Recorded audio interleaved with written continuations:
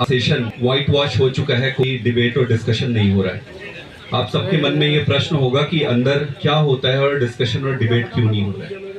वो इसलिए नहीं हो रहा है कि सारी ऑपोजिशन पार्टीज एक बहुत ही महत्वपूर्ण विषय पर डिस्कशन का डिमांड कर रही है। और वो डिस्कशन किस पर है?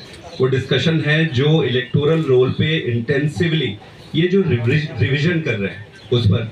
अब आप ये सोचेंगे कि भाई इसमें क्या दिक्कत है। दो तीन छोटे छोटे मेरे प्रश्न हैं, अगर सरकार इन प्रश्नों का उत्तर दे दे तो स्पष्ट हो जाएगा। और इसके लिए डिबेट की जरूरत है पार्लियामेंट। प्रश्न ये है कि भाई थोड़े दिन पहले बिहार में इलेक्शन कमीशन ने एक रिवीजन किया था, काफी रिवीजन किया हुआ, उसमें काफी सारे चेंजेस आए।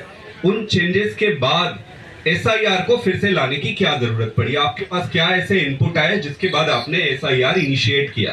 तो एसआईआर के इनिशिएट का क्या बेसिस था? प्रश्न 1। दूसरा प्रश्न ये है कि क्या ये जो इंटेंसिव रिवीजन आप चला रहे हैं उसके लिए जो डॉक्यूमेंट्स आप रिक्वायर्ड है ऐसा आप कह रहे हैं, क्या वो प्रैक्टिकली पॉसिबल है?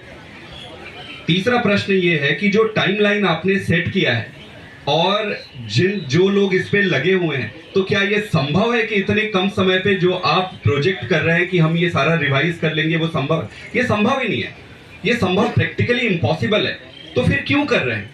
देखिए, ये तो एस्टेब्लिश हो गया है कि इलेक्टोरल रोल में मैनिपुलेशन करके पूरे इलेक्शंस को मैनिपुलेट किया जा सकता है, इसमें दुविधा नहीं है। और ये बात हम आज से नहीं, हम दिल्ली के चुनाव से पहले से चिल्ला रहे हैं। हम पहले से बता रहे थे कैसे आप किसी भी, मैं आप सबको चुनौती देता हूं, रिक्वेस्ट करता हूं कि किसी भी एक कॉन्स्टिट्यूएंसी का इलेक्टोरल रोल उठाइए आप, और वहां पे जिस तरीके से एक एक घर में 20-20 वोट बन रहे हैं, कहीं पे भी किसी के भी वोट काट दिए जा रहे हैं, ये बहुत स्टार्टलिंग है। और इस देश का आधार प्रजातंत्र है, प्रजातंत्र का आधार ट्रांसपेरेंट चुनाव है। और अगर ट्रांसपेरेंट चुनाव को अगर आप खत्म कर दोगे तो फिर ये बचेगा नहीं, फिर ये सारा कुछ टाइम पास होकर रह जाएगा। ये विषय बहुत महत्वपूर्ण है, इस विषय को पार्लियामेंट में डिस्कशन होना चाहिए। और ये इतना गंभीर विषय है कि पूरे देश की प्रजातंत्र ही खतरे में दिखाई दे रही है। हम पूरे विपक्ष के साथ हैं इस पर और सरकार से डिमांड करते हैं कि तुरंत इस पर एक्सटेंसिव डिस्कशन की जाए। शुक्रिया संदीप जी। मैं भी सीपीएम